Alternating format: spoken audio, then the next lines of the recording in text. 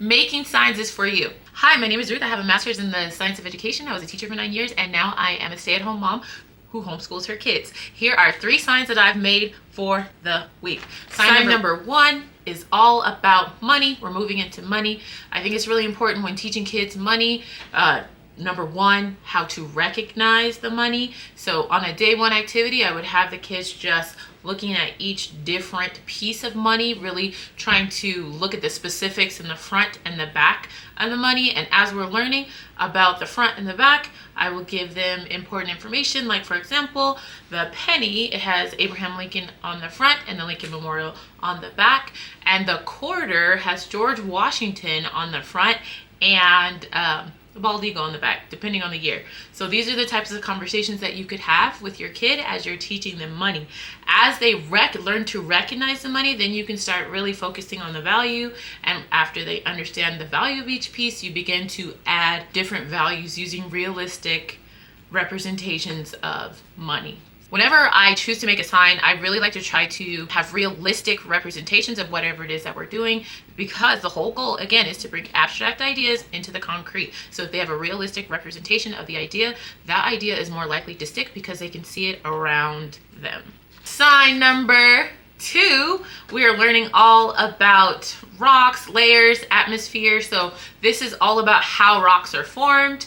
If you did not know, there are 3 different types of rocks: sedimentary, igneous, and metamorphic rock. And there are several ways in which each one is made. Some of the common ways that we see is by pressure, weathering, erosion, cold, heat, all of those things. And then you can plan cool activities around what you're learning. So for this week, we started with sedimentary rock. We did an activity with Jolly Ranchers. Yeah, Jolly Ranchers. And you crush them up, break them down, stack them together with a little bit of pressure, and you can see how layers are formed over time. It takes about an hour. Really cool experiment to do with learning about how rocks form. Sign number 3, and this is all about past tense verbs. So I like to show example after example after example when it comes to teaching. When I first introduce a topic to my kids, especially something I know that they're not familiar with, I like to give them a generalized understanding of what it is that they're going to learn about. And then for the next days after that, it's purely practicing that idea in real time with real activities,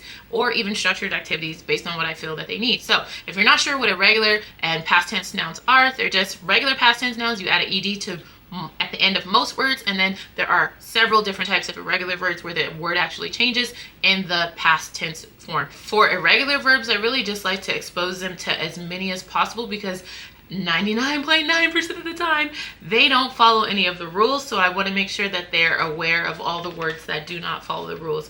If you're a natural native speaker, this is actually pretty easy to do. But if you're not a non-native speaker, then I would directly teach all of the different types of irregular verbs. Like, it doesn't go the way that you think they would.